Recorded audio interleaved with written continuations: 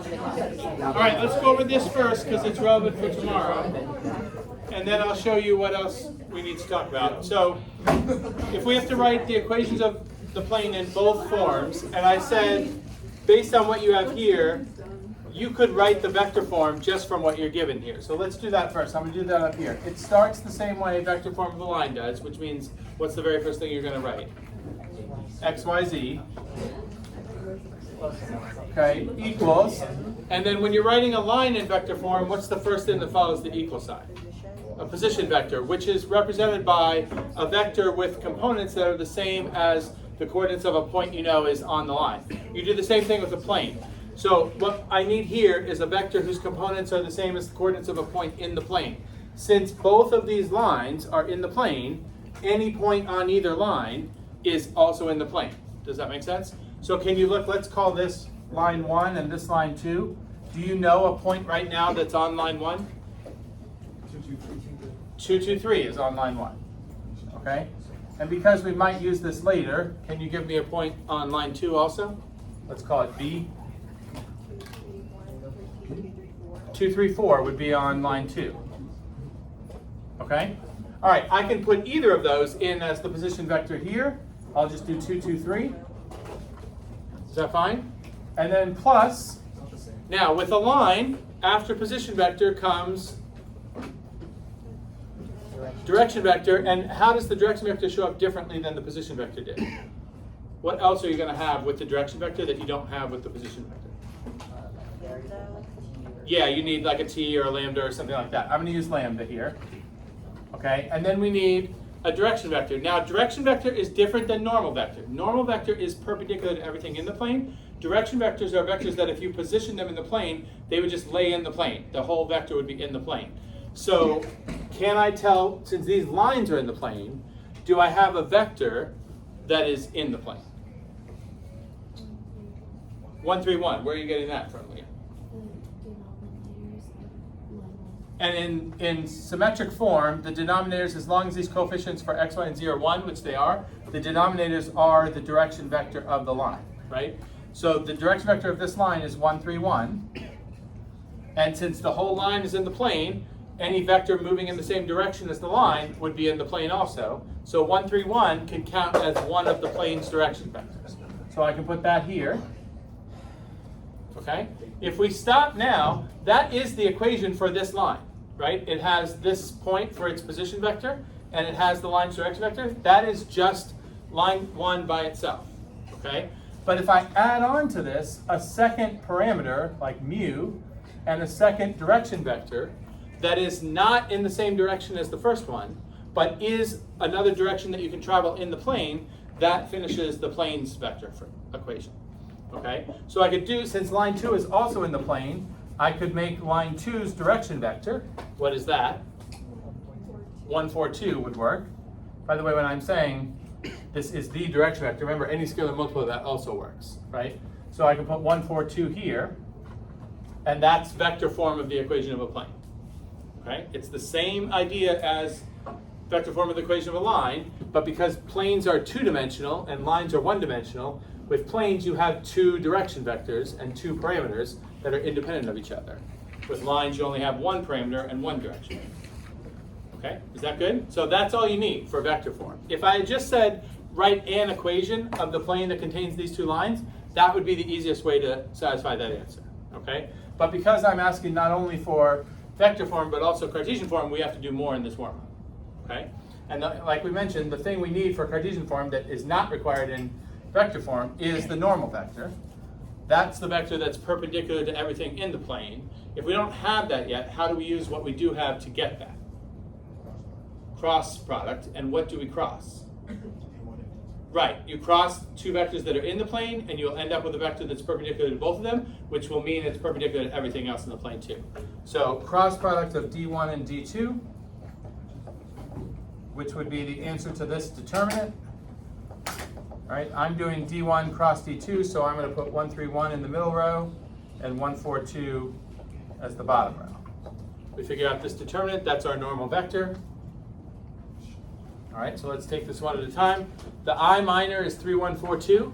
What's the determinant of that matrix, 3142? 2. 6 minus 4. Okay? The J minor is 1, 1, 1, 2. So the determinant there would be 2 minus 1, but the J is in the negative spot, so we use -1, not 1. Okay? And the K minor is 1, 3, 1, 4. What's the determinant of that? 1. Okay? So there's our normal vector. Okay? And then what I set up yesterday with you guys was n dotted with POP has to equal 0. N is perpendicular to everything in the plane. POP is like your general vector that's in the plane. If we dot something in the plane with something perpendicular to the plane, we have to get 0 because those two vectors are going to be perpendicular. So we just found n, 2, -1, 1. What can I use for POP? This is the vector that's going to start out with x, y, and z minus things. Right? What can I put following these minus signs? I've already got it, because I had to use it in the other form too. What do I need to follow these things? What, 2, 3? Yeah, 2, 2, 3. I need a point in the plane, right? P0 is a point in the plane. You take general point, x, y, z, minus the specific point you know is in the plane. 2, 2, 3 is one, 2, 3, 4 is another.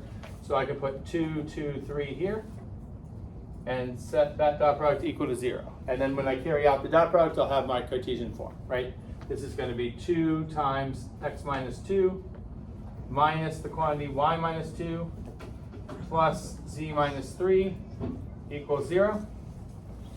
And then combine your like terms, like add up your constants. So we're going to get 2x minus y plus z, and then the constant term. On this side, I've got -4 plus 2, so that's -2 plus -3. That means on this side it's -5, but if I move it over to the other side, it's 5.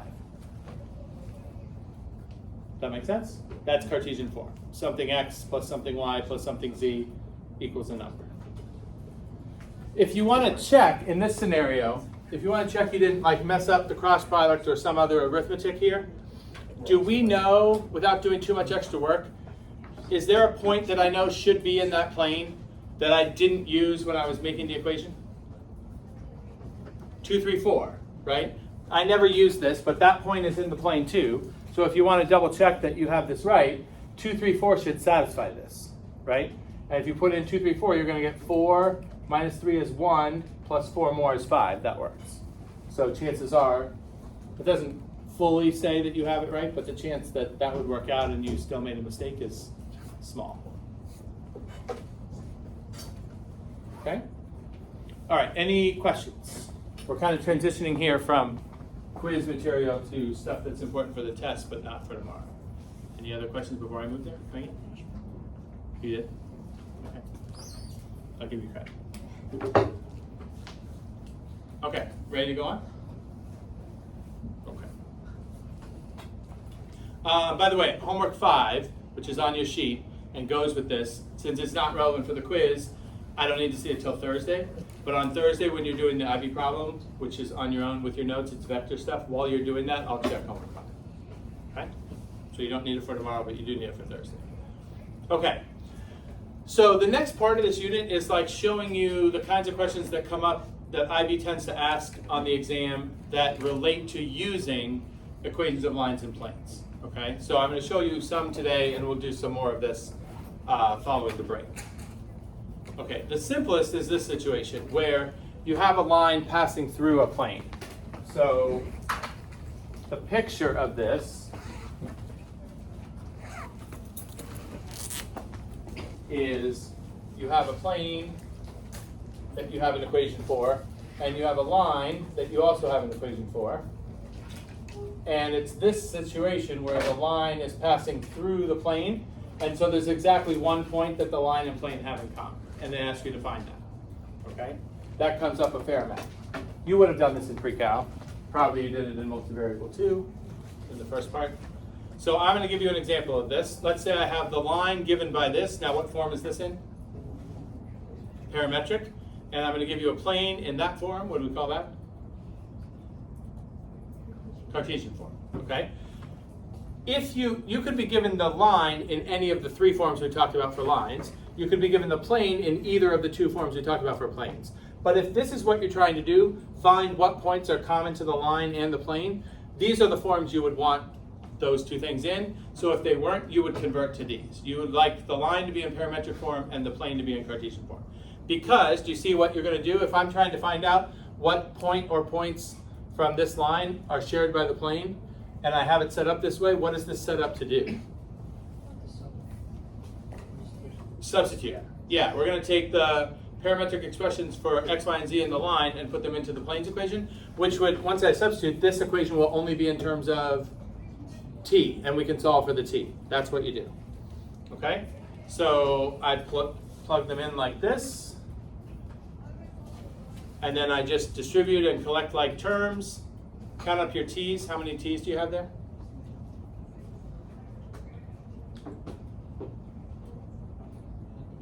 18t, right? And then if you collect your constants, you have 9 on that side. So 18t plus 9 has to be 27. You can easily solve that for t. T has to be 1. And then what do I do? What am I looking for? That's not the final answer, right? Yeah. Oh, sorry. Shreyans. That's not motion in this line with me, but. So you take the t, plug it into the line, I think? Yeah, right. Because what the answer should be what? It shouldn't be a numerical value. What are we looking for? A point, right. So when you find the t equals 1, you come back here and get your x minus z, right? So what is x when t is 1? 4. Y is -3, and z is 10. So the line and the plane share the point 4, -3, 10. And you can double check that. We just got that from the line. That means 4, -3, 10 should also be on the plane. If you plug in 4 here, -3 here, that's 4 minus -3, that's 7. Plus 2 times 10, 20. 7 and 20 is 27. So the line and the plane share that one point. Does that make sense? Pretty easy? Okay. There's one specific application of this that leads to something that's an extension of something we did earlier. Do you remember a few days ago I talked about if you're given a line and a point away from the line, you can use vectors, specifically dot product, to figure out how far the point is from the line? Okay. Now that we have planes, you can do the same thing with planes. So if I have a point, let's say here, call that A, which is not shared by the plane, then you can ask, if this point is not in the plane, you can ask how far is it from the plane? We want that distance, right? Now there's a couple ways to do this actually. We're going to learn some stuff later in the vector unit that will give us this actually a little bit more efficiently than the way I'm going to show you right now. But one very easy, direct way to do this is the same idea as this. We just want to create a different path through that point because we want the path from A to the plane to be in what specific direction? I need this right angle, right? So I would like to write an equation for the line that goes like this. It's not the straightest line I drew, but that's okay. Okay? So if we can find this line, then we can find where this line hits the plane.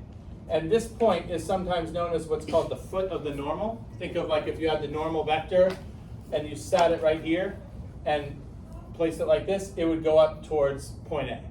Okay, so that's called the foot of the normal. So we can find the foot of the normal with this same kind of intersection. It's just that we need to write the equation of this line first. So that's what we're going to do next. Okay? So I'm going to use the same example I just had. It says in the previous example, one of the points on the line was 2, -1, 3. Now I didn't really highlight that, but back here, do you see 2, -1, 3 is the given point, right? So that point is on the line, but we just said that this line and this plane intersect, and it's not at this point. It was at 4, -3, 10. So this is not the point that the plane and the line share. So I want to know how far is this point from the plane. So I'm going to use that point now. I'm going to call that point A, and I'm going to ask how close is that point to this plane. So the first step is I want to write the equation of the line that contains A, but goes in a direction that is perpendicular to this plane. So I'm going to write it in vector form. So it's going to start with x, y, z equals. My position vector will be the one corresponding to point A, so it's going to be 2, -1, 3. But the next part of the vector equation of a line is the direction vector. What direction vector should I use so that I make sure that this line takes the perpendicular path towards the plane? don't I already know a vector that describes that direction? Look at what I'm given so far. I have the point A, but I have the plane here. Is there something about this equation that's going to help tell me what direction this red line should go? What can I use for the direction vector for this line? Right, because the coefficients of x, y, z here, if you're in Cartesian form, what's the significance of those coefficients? What are they representing actually, relative to the plane? That's the normal vector components, right? So I already know the plane's normal vector is the vector 1, negative 1, 2. And if that's the direction that's perpendicular to the plane, that's the direction I want this line to go in, right? So I'm going to use 1, negative 1, 2 in the direction vector spot in the equation of this line. Does that make sense?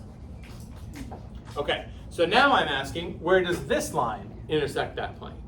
And just like what I said before, even though I wrote this in vector form, the convenient form to have this in to find the intersection with this is to convert this to parametric. So you have x, y, and z separately, and you can substitute them in. Okay? All right, so that's what I'm going to do next. There's the vector form I started with. Here's the parametric equivalent. And then I'm going to substitute those things into the plane's equation. And when I find this intersection, that's what's called the foot of the normal. That's what I'm naming F over there on the board. Okay, so here's the work of that. Plug in 2 plus t for x, negative 1 minus t for y, 3 plus 2t for z. Collect your like terms. You end up with this time. And so what's t this time? 3. Okay.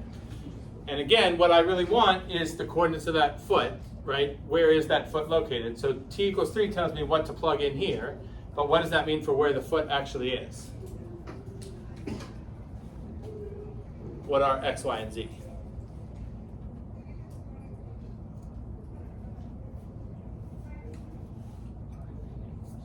Five, negative 4, what's the z? 9. 3 plus 6, right? 5, negative 4, 9. Okay, so now, if we follow along with the picture, now I know this point is, what did I just say? 5, negative 4, 9.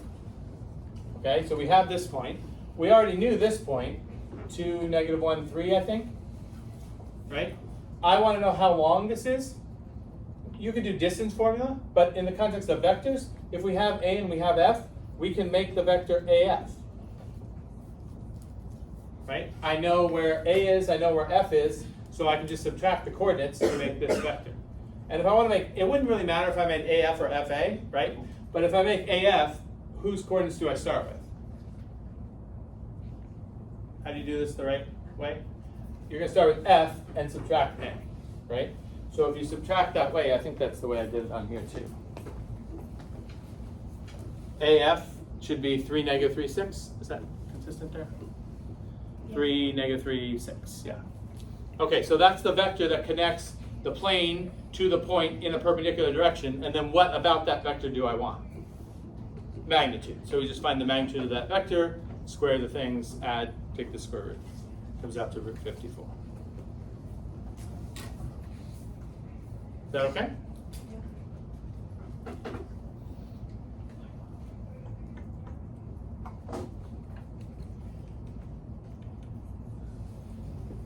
Okay. Any questions? Doing okay so far?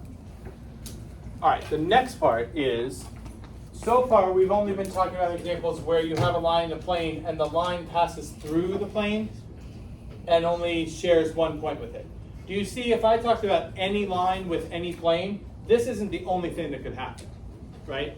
How many points are possible for a line in the plane to share? Certainly one, but what else could happen if it wasn't one?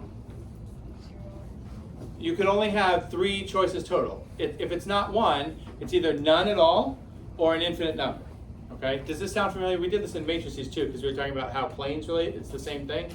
You can either have no solutions, one solution, or infinite solutions. You can't have a line and a plane that share like 3 points, right? You can have curves in planes that do that, but not lines and planes. James? Say a line and a plane are skew.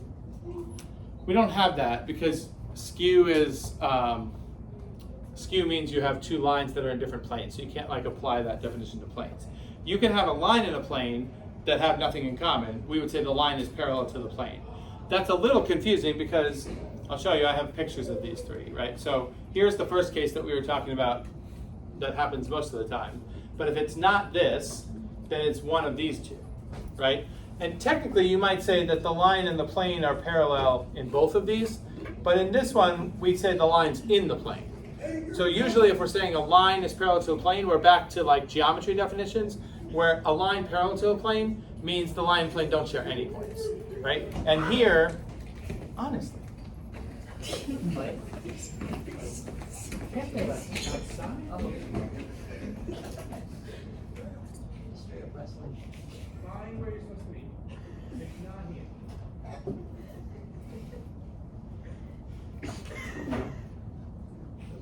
I love babysitting the home.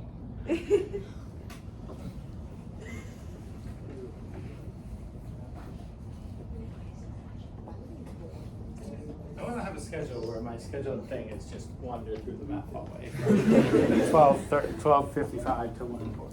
That's a cool schedule. Okay. All right, so this is one solution, infinite solutions, no solutions. Okay?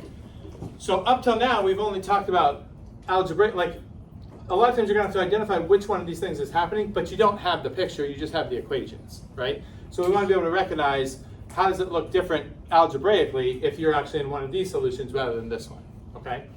So I'm going to show you, I'm going to give you 4 examples. This plane, x minus 2y plus 3z equals 26, so this is a new plane.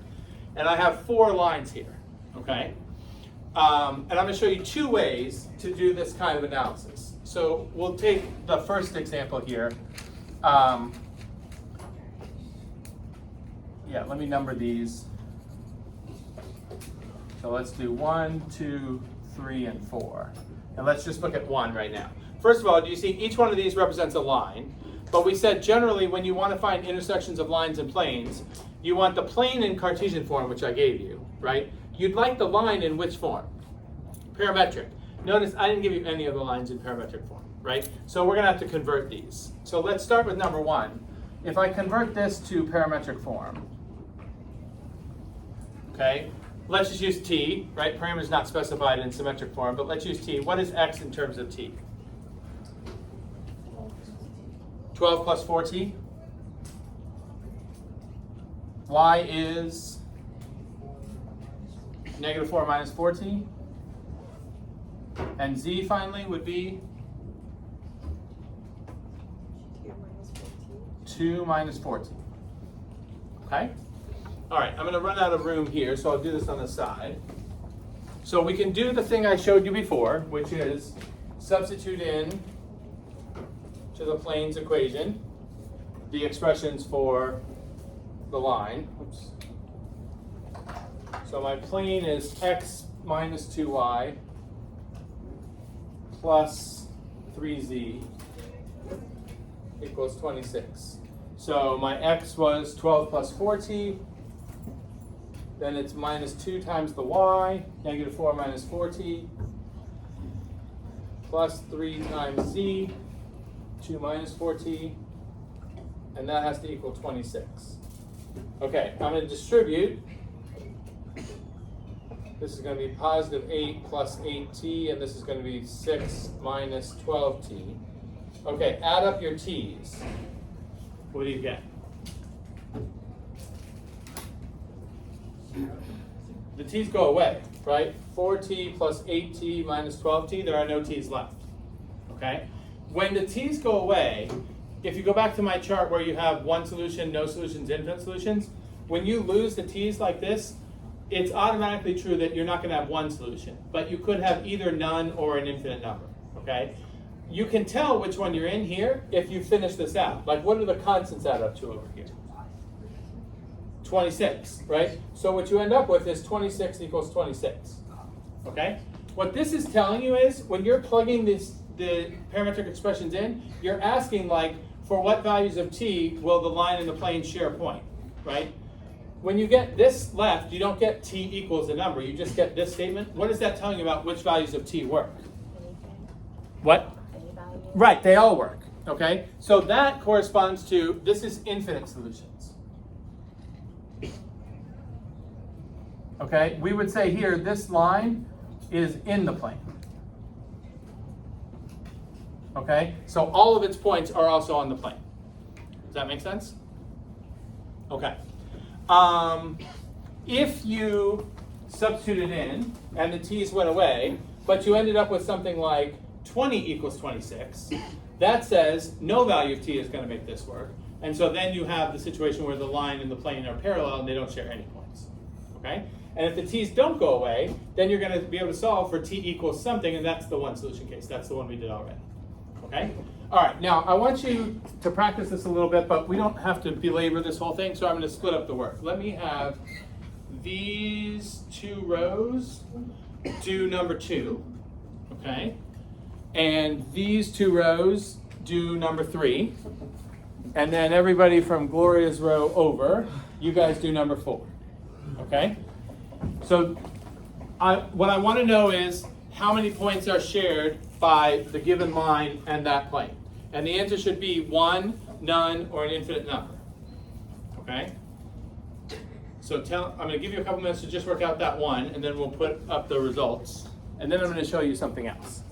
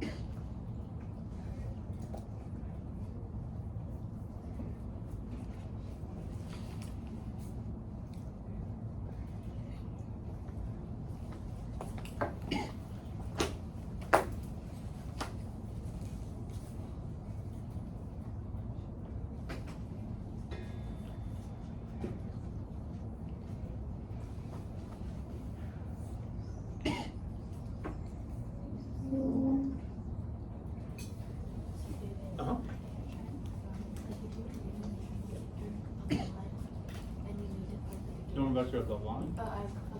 Okay. You need to put a direction vector that would, could you cross the normal vector by itself?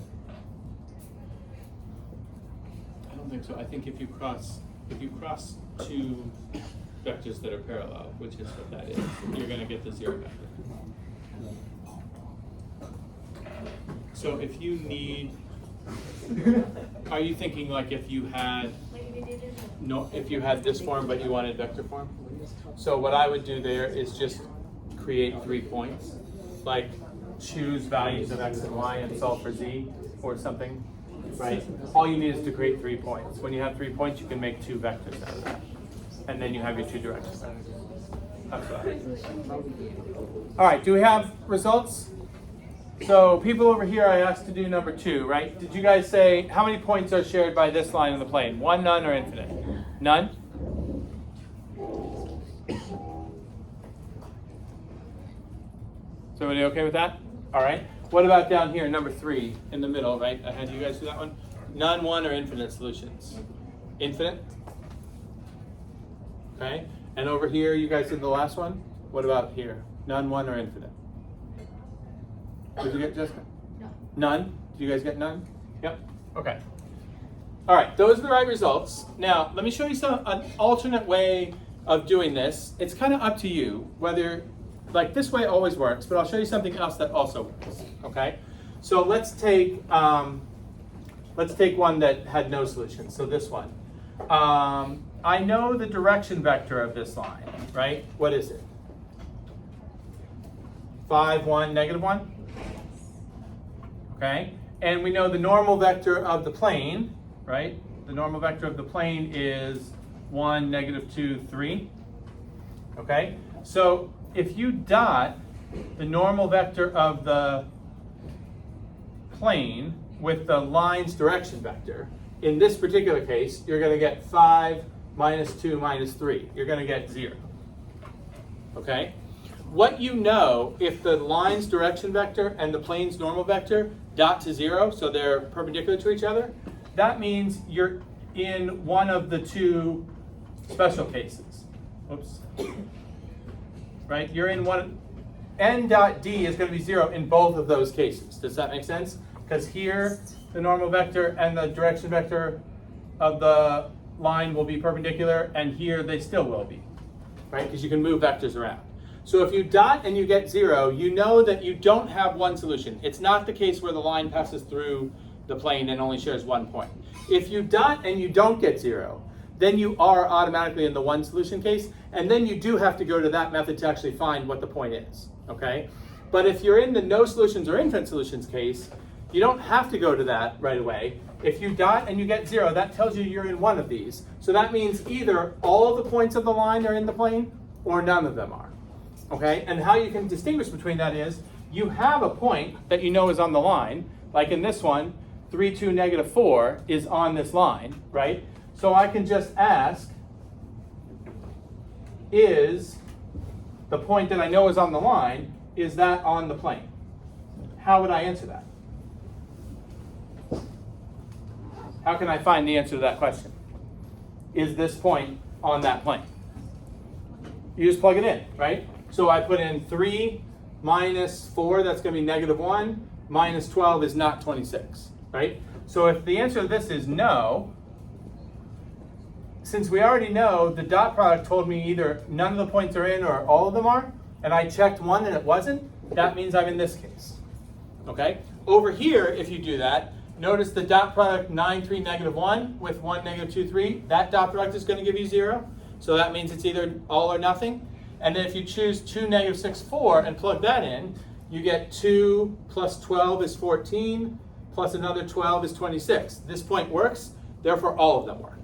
Okay? Now you have to do the dot product first, because if you do the dot product and you don't get 0, that means only one point is in there. So if you check this point and it's not in there, that doesn't mean there's no solutions, because maybe there is one point that's common and it's just not this point, right? But if you do the dot product first and you don't get 0, then you have to find the one point using the parametric substitution no matter what.